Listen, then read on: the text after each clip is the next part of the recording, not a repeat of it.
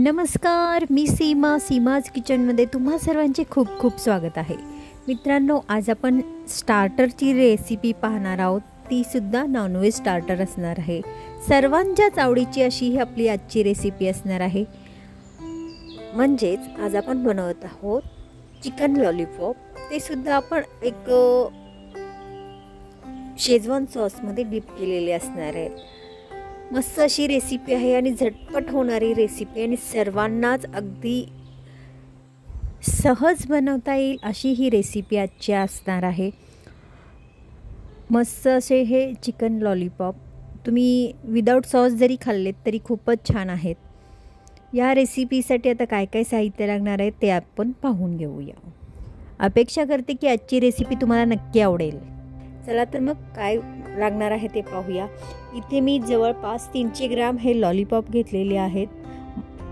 त्याचबरोबर सुरुवातीला मॅरिनेशन आपल्याला एक करायचं आहे. त्यासाठी मी अर्धा टीस्पून इथे मी मीठ घालून घेतलेले आहे. अर्धा टीस्पून इथे मी काळी मिरी पावडर घालून घेतलेली आहे. त्याचबरोबर 1 टीस्पून इथे मी काश्मीरी मिरची पूड घालून घेतलेली आहे. तसेच 1 ते 1.5 टीस्पून इथे मी म्हणजेच 1.5 टीस्पून इथे मी लेमन ज्यूस घेतलेला आहे. लेमन ज्यूसच्या ऐवजी तुम्ही व्हाईट व्हिनेगरसुद्धा घालू शकता. तसेच 1 टीस्पून आपण इथे डार्क सोया सॉससुद्धा घालून घेतलेला आहे.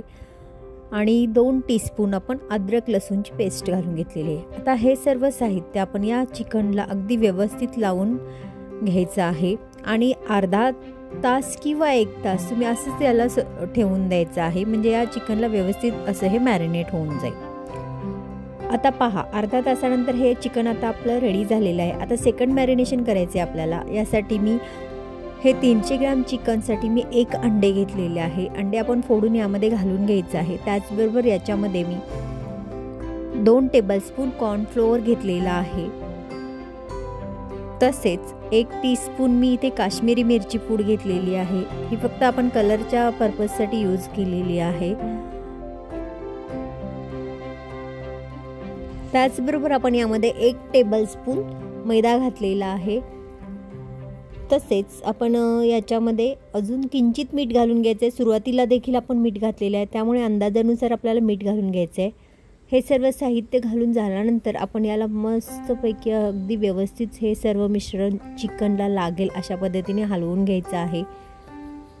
कारण याला कोटिंग झालं पाहिजे सर्व बाजूनी चिकनला. अशा पद्धतीने आपण हे मिक्स करून घेऊयात.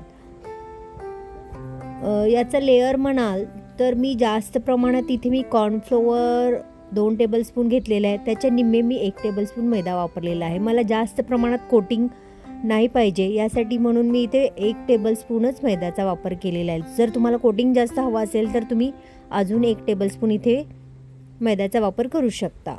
मी इथे ऑलरेडी तेल तापत ठेवलं होतं, त्यामुळे तेल तापून तयार आहे. आता आपण एक एक करत या तेलामध्ये गरम तेल झालेलं आहे असं हलवतच आपण गोल गोल तेल हलवत आपण एक एक करत लॉलीपॉप 2 बॅचमध्ये आपण तळून घेणार आहोत. मी एवढ्यासाठी हे हलवून म्हणजे गोलाकार फिरवत आहे की हे सर्व बाजूनी एक साथ असे भाजले जातील, एक समान असे भाजले जातील. अशासाठी मी हे तेल अगदी म्हणजे फिरलं जातं, त्यामुळे समान प्रकारात हे फ्राय होतात. दोन्ही बाजूनी अगदी व्यवस्थित गॅसची आच मिडियम ठेवून दोन्ही बाजूनी अगदी व्यवस्थित अगदी क्रिस्पी होईपर्यंत आपल्याला हे लॉलीपॉप तळून घ्यायचे आहेत. आता ही आपली पहिली बॅच जवळपास तयार होत आलेली आहे लॉलीपॉपची. मस्त असे हे आपले क्रिस्पी लॉलीपॉप तयार होणार आहेत. आता जवळपास आपले हे लॉलीपॉप तळून झालेले आहेत. आता मी हे थोडे टिश्यू पेपरवरती आपण काढून घेऊयात, म्हणजे याच्यामधील जे एक्स्ट्रा ऑइल असेल ते निघून जाईल. पहा, लॉलीपॉप अगदी याच्यामध्ये जरासुद्धा तेल राहणार नाही अशा पद्धतीने हे तळले गेलेले आहेत. अशाच पद्धतीने आपण दुसरी बॅचसुद्धा तळून घेऊयात. आजची रेसिपी आपली अशी आहे की प्रत्येक म्हणजे लहानांपासून मोठ्यांपर्यंत सगळ्यांनाच आवडेल अशी रेसिपी आहे. आता पहा, हे आपली ही दुसरी बॅच मी याच्यामध्ये टाकून घेतलेली आहे. जसं आपण सुरुवातीला तळून घेतलं त्याच पद्धतीने हे देखील आपण तळून घेऊयात. तुम्ही डायरेक्ट असे म्हणजे फक्त फ्राय केलेले देखील खायला घेऊ शकता. पण इथे आपल्याला एक प्रकारे सॉसमध्ये घोळवून आपण इथे हे लॉलीपॉप सर्व करणार आहोत. त्यासाठी हे सुरुवातीला आपण तळून घ्यायचे आहेत. आपली दुसरी बॅच देखील छान तळून झालेली आहे. आता आपल्याला सॉसमध्ये टॉस करण्यासाठी इथे एक प्रकारचा आपण सॉस बनवून घेऊया. त्यासाठी पॅनमध्ये मी 2 टीस्पून तेल घालून घेतलेले आहे. तेलामध्ये आता आपण 1 टीस्पून बारीक चिरलेला लसूण घालून घ्यायचा आहे. त्याचबरोबर 1 टीस्पून बारीक चिरलेले अद्रक. दोन्ही अगदी तेलामध्ये अगदी खमंग सुवास सुटेल अशा पद्धतीने हे आपण भाजून घेऊया. गॅसची आच आपल्याला मध्यमच ठेवायची आहे. जास्त मोठ्या गॅसवर आपल्याला ही रेसिपी बनवायची नाही आहे. तसेच याच्यामध्ये मी आता हा शेजवान सॉस घालून घेतलेला आहे. मी आता लॉलीपॉपच्या अंदाजानुसार आपल्याला घालायचं आहे. मी इथे जवळपास 3 टेबलस्पून इथे शेजवान सॉस घातला आहे. तसेच 1 टीस्पून मी इथे डार्क सोया सॉस घालून घेतलेला आहे. आणि आपला जो टोमॅटो केचप असतो म्हणजे हॉट अँड स्वीटवाला तो मी जवळपास 2 टेबलस्पून याच्यामध्ये घालून घेतलेला आहे. तसेच 1 टीस्पून मी पाणी वापरलेलं आहे याच्यामध्ये. आणि लास्टला हा सॉस एकदम थिक करण्यासाठी इथे मी कॉर्नफ्लोअर 1 टीस्पून पाण्यामध्ये घालून घेतलं होतं. त्याचं पातळसर पेस्ट आपण याच्यामध्ये घालून घेतलेली आहे.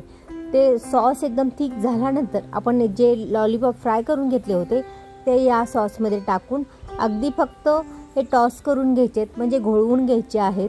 म्हणजे अशा पद्धतीने जर तुम्ही केले तर तुम्हाला कोणत्याही प्रकारच्या सॉसमध्ये या चटणीमध्ये डिप करायची गरज नाही आहे. तुम्ही असेच देखील खाऊ शकता.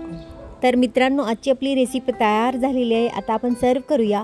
सर्व करण्यासाठी मी इथे एका ट्रेमध्ये थोडेसे कोबीची पानं आहेत ती अगदी बारीक कापून घेतलेले आहेत लांबसर. आणि त्याच्यावर थोडंसं मीठ घातलेलं आहे आणि चाट मसाला स्प्रिंकल केलेला आहे. याच्यावरती आपण एक प्रकारे सॅलड केल्यासारखं मी बनवलेलं आहे आणि याच्यावर आपण हे सर्व करणार आहोत. जे आपण लॉलीपॉप तयार केलेले आहेत ते याच्यावरती आपण ठेवून देऊया सर्व करण्यासाठी.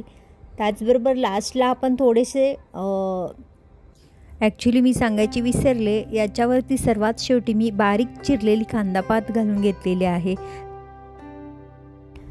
तर आता ज्यावेळी आपण गार्निश करू त्यावेळी देखील मी वरती थोडेफार हे स्प्रिंग ओनियन एकदम बारीक चिरून घेतलेले आहेत ते आपण घालून घ्यायचे आहेत. डिश अगदी दिसायला सुंदर दिसते, त्याचबरोबर चवीला देखील खूप सुंदर आहे. तुम्ही देखील करून पहा आणि कशी झाली ते कमेंटद्वारे कळवायला विसरू नका. त्याचबरोबर रेसिपी आवडली असेल तर व्हिडिओला नक्कीच लाईक करा, जास्तीत जास्त शेअर करा आणि सबस्क्राईब केले नसेल तर सबस्क्राईब देखील करा. कारण मी अशाच नवनवीन रेसिपीज घेऊन येत असते. त्यासाठी तुम्हाला पहिल्यांदा सबस्क्राईब करावं लागेल. तसेच आपण पुन्हा भेटूया अशाच एखाद्या नवीन रेसिपीसोबत. तोपर्यंत स्वस्त खा, मस्त रहा, नेहमीच आनंदी रहा. तुम्ही माझी रेसिपी वेळात वेळ काढून पाहिल्याबद्दल तुमचे मनापासून आभार. धन्यवाद.